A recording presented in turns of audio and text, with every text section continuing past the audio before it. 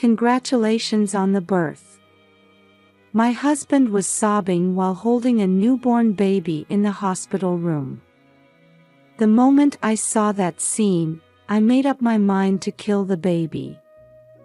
Why? Because those words of blessing weren't meant for me. Next to him was a young woman who had just given birth. What on earth was going on?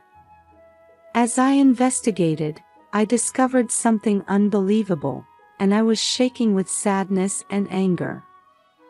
Just you wait. I decided to plunge my husband, who must have been at the height of happiness, into hell. I met my husband Stanley at the hospital where I worked as a nurse. He was working for a large company and had been hospitalized for a stomach ulcer due to overwork. I happened to be assigned to his care. As we talked, we discovered we were from the same state. We had many things in common, including hobbies, and we hit it off. We continued to meet even after Stanley was discharged. Sounds like something out of a drama, doesn't it? From there, our relationship developed, and we got married. I'll definitely make Amanda happy, Stanley had declared to everyone around us. True to his word, he was always kind, and I felt happy in our peaceful daily life. However, after a year of marriage, we still hadn't been blessed with a child. I thought we should seek treatment sooner rather than later, so one day, I decided to visit an OBGYN. The test results showed that I had a body that made it difficult to conceive. I had suspected as much, but when faced with the reality, I couldn't hide my distress. It's okay. Let's work on this together. We're a couple, after all. But Stanley's warm words, enveloping my anxiety, saved me. As we started fertility treatments, I thought it would be inconvenient to continue working as a nurse with busy shifts and night duties, so I transferred to a nursing facility. It was day shifts only, which was easier on my body, and I had more time with my husband. It seemed perfect. Stanley was very supportive, but time passed without us being able to conceive, and I turned 39. Amanda, I have something to talk about. Why don't we take a break from fertility treatments for a while? My husband suggested one day. Why? Don't you want children? I don't have much time, given my age. Feeling anxious, I responded with a stronger tone than intended. I can't bear to see you so down. Lately, all we talk about is this, right? Well, of course, it's hard. I can't help it. I'm trying so hard. Oh, and the doctor said you should get tested too. Huh? Are you saying it's my fault? We ended up arguing, and from that day on, things became awkward between us. Our conversations were limited to the bare necessities, and Stanley started coming home later. I guess he didn't want to face me. This isn't good for the treatment. I need to do something, I thought, and decided to make time to talk with Stanley. Just one more year, until I'm 40. I don't want to give up until then. Please. I thought that would be a good milestone, and I told my husband. All right. Let's make that our goal. After that, we worked on the treatments together again as a couple, but I still didn't get pregnant, and I reached my 40th birthday. This is what we decided. We've done all we could, so I have no regrets. I made a new resolution to live the rest of my life with Stanley, just the two of us. On our days off, we would go out together or travel, and we were enjoying ourselves to some extent. However, at some point, I noticed something odd about my husband's behavior. He seemed distracted even when he was with me, and he started breaking promises more often, using work as an excuse. "I'm just busy with work and tired. Besides, we've spent so much money on fertility treatments, so I need to work." "I see. I'm sorry." What he said made sense, and I couldn't say anything back. However, I noticed that the amount of money Stanley was putting into our joint account was decreasing, and the balance in our couple's account was getting low. "Honey, have you been withdrawing from our savings lately?" Yes. What did you use it for?" "You could have at least told me." I didn't mind him using the money, but I thought he should have consulted me beforehand. Then my husband glared at me with his eyes narrowed. "Shut up. What's wrong with me using my own money? Don't interfere with everything." Stanley had never raised his voice like that in the 7 years we'd been married, so I was surprised and shocked. Did I say something so wrong? Maybe I'm interfering too much with him, as he says. I thought I had given up on having children and changed my mindset, but maybe I was still clinging to him because he was all I had. I felt remorseful. After that incident, there was a certain coldness between us. Thinking I wanted to be emotionally independent from my husband and live my own life, I threw myself into work. Unlike when I worked in the hospital ward, I enjoyed having time to talk leisurely with the residents in the home-like facility, and I thought nursing was my true calling. One day, a resident said, "I want to go see my grandchild who was just born." When I checked with my supervisor, they said it was okay if family members accompanied them, so I ended up going along on this outing. When we arrived at the maternity ward that day, the resident was overjoyed to meet her granddaughter and the newborn baby. I decided to wait in the hallway, but as I sat in a chair, I saw a man who looked very much like my husband entering the next room. He seemed to be in a hurry and didn't notice me. "Stanley?" No, it couldn't be. I thought, but I missed the chance to call out to him. Still, feeling curious, I decided to peek into the next room. Sure enough, the man was my husband, and next to him was a smiling woman I didn't recognize. "Congratulations on the birth." Seeing him sobbing while holding the baby, I was confused about what was going on. It didn't seem like he was just there to congratulate an acquaintance. Then the next moment, Stanley hugged the woman. "You did great. Thank you." I couldn't bear to watch anymore and left. On the bus ride back with the resident who had finished her visit, my mind was filled with thoughts of my husband. Could that person be? I didn't want to think about it, but she could only be his mistress. If so, does that mean the newborn baby is Stanley's child? It would explain why he had been coming home late and why he had been away from home so often. And maybe he had been using our savings for that woman. I considered every possible scenario and matched it with his recent behavior. In fact, the moment I saw them in the hospital room, I had an impulse to kill their baby. The woman could have children, but I couldn't. If only that baby wasn't there. My anger was directed solely at the child. But I quickly realized that it was all my husband's fault. I decided to investigate Stanley, confirm the fact of his affair, and then thoroughly punish him. First, I started taking action to gather evidence. A month later, I was waiting for my husband to come home. I had decided that day would be the day of reckoning.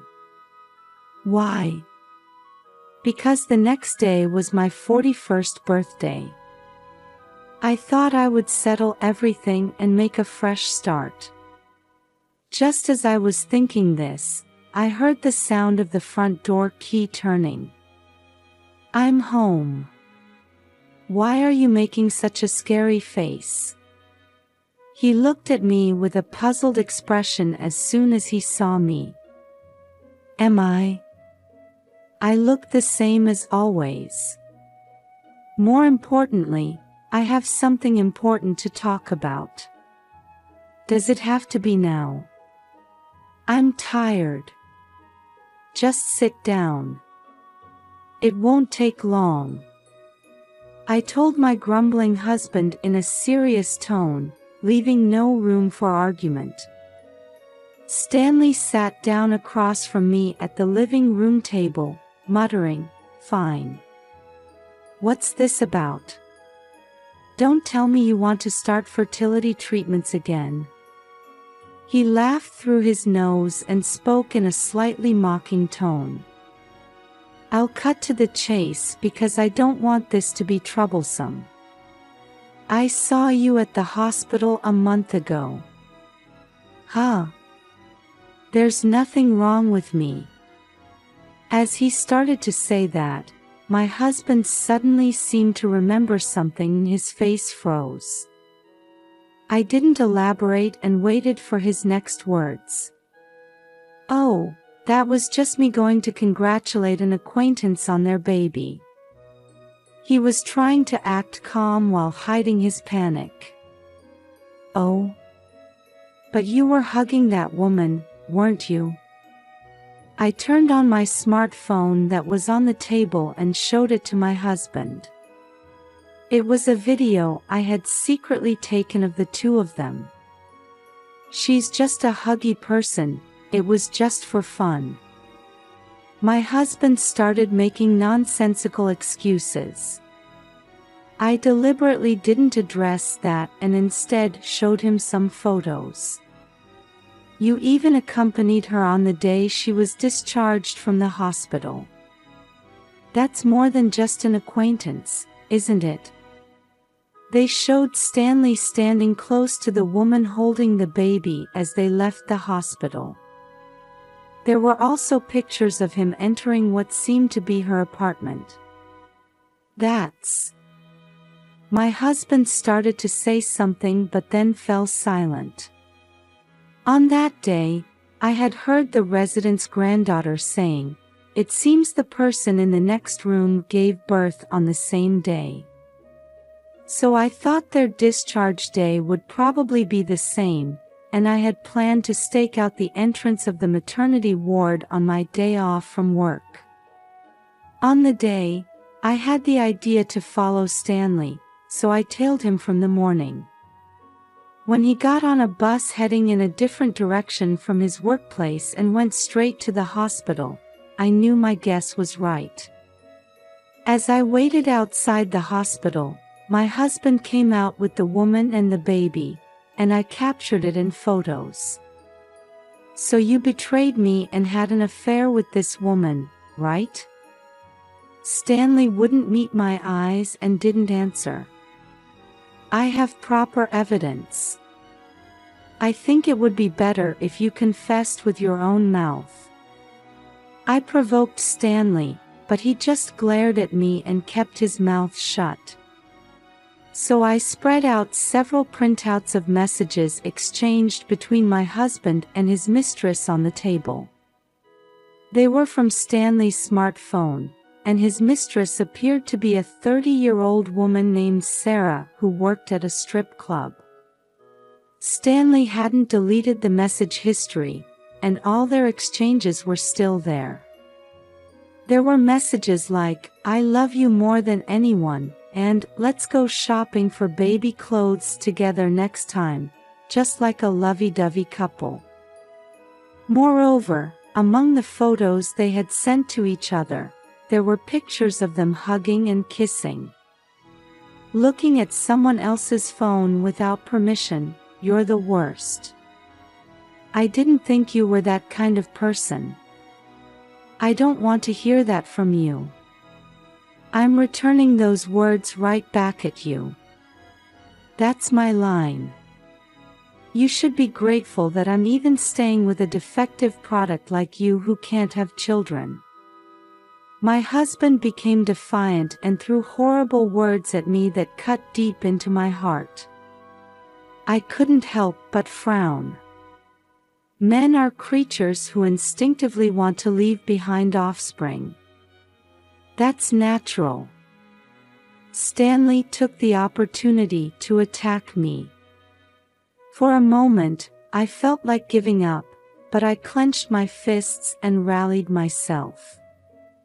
That doesn't make it okay to have an affair, I retorted, but my husband turned away, showing no signs of remorse. I wanted a child of my own blood too.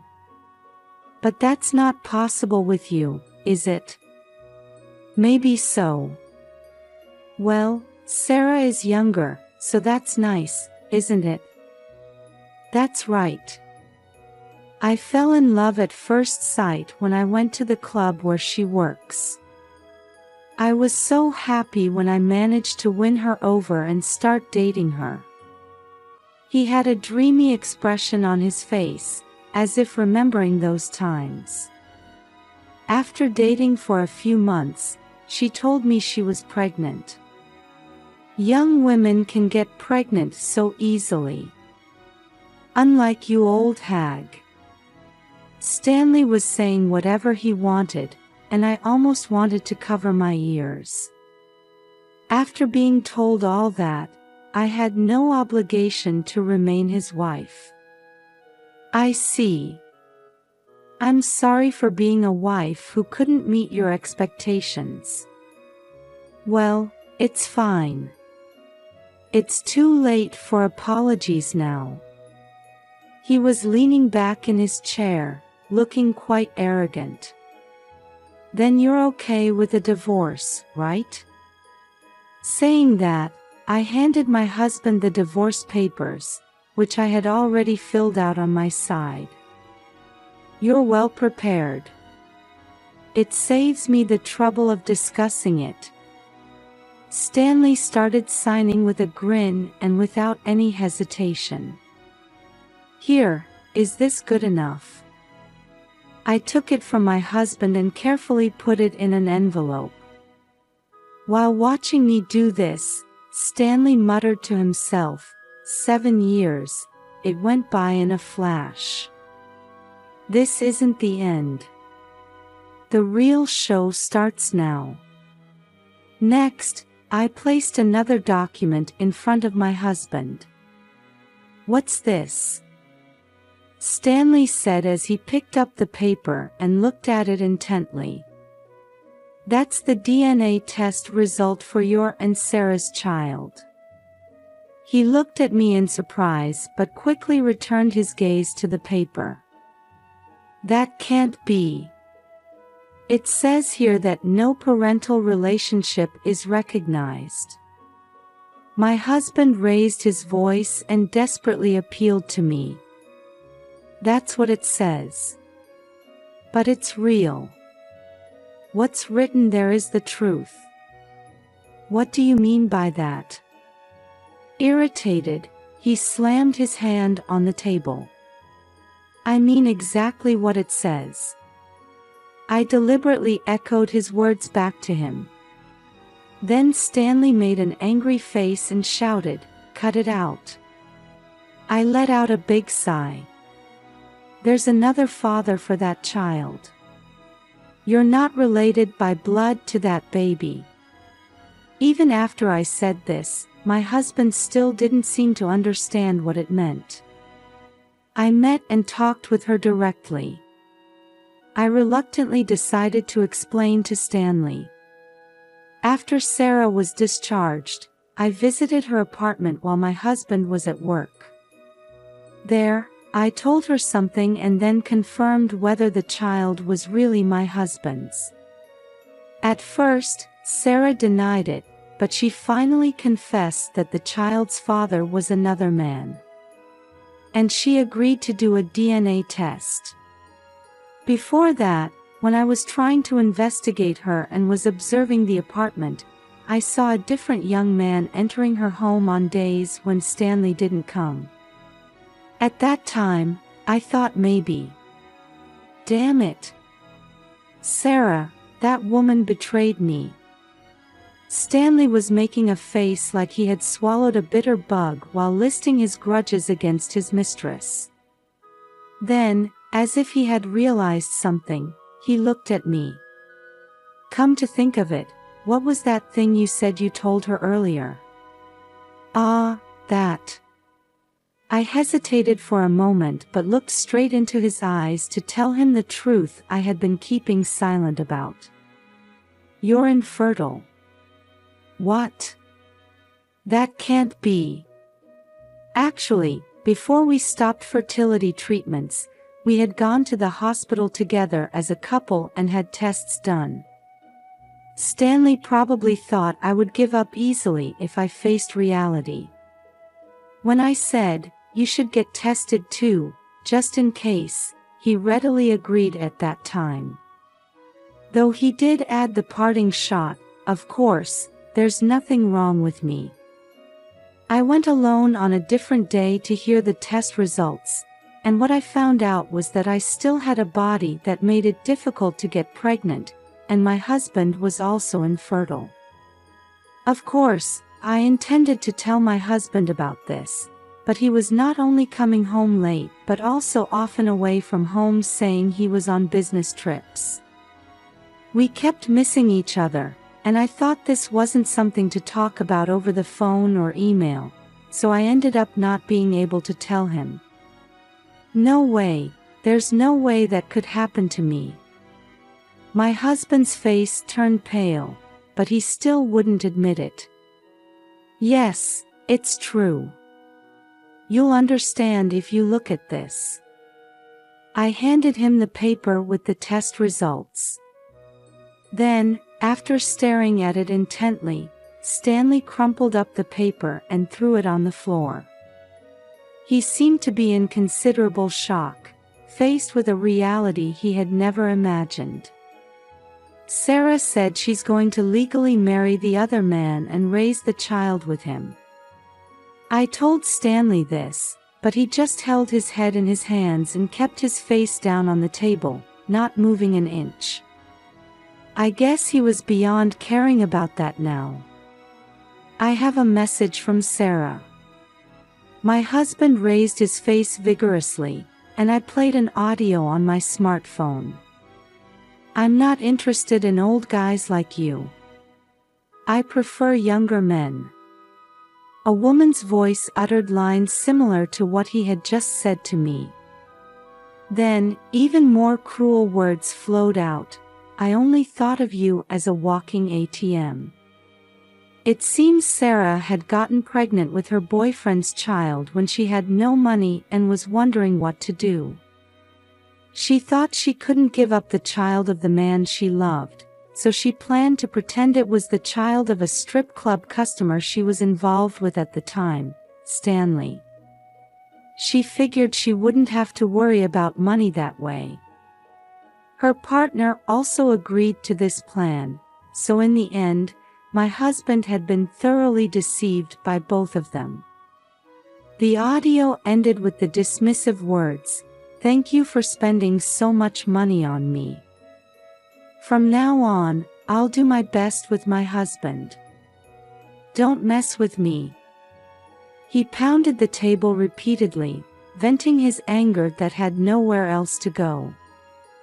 After that, my husband suddenly became like an empty shell. At that point, I decided to deliver the final blow to him. I'll make sure you pay compensation for the affair and return the couple's savings you used without permission. As I stood up from my chair and was about to go to the room to pack my things, Stanley grabbed my arm. Wait! Don't go. Let go of me. I have nothing more to discuss with you. I don't want to be alone. I want to start over. Let's be good to each other like before. My husband clung to me, crying that he didn't want a divorce, but I shook off his hand with all my might. Then, I waved the envelope containing the divorce papers in front of his eyes. It's impossible. All that's left is to submit this. No. Give that back to me. Please. Absolutely not. It's pathetic to be fooled by a woman while drooling over her. You brought this on yourself. When I cut him off so decisively, my husband muttered, "No," and started crying out loud. The sight was so pitiful that it would instantly cool even 100 years of love. I sighed and left the place. After that, our divorce was finalized without any problems. Stanley kept whining until the end, but when I told him that I had already consulted with a lawyer and that it would cost him even more money if it went to court, he finally seemed to give up.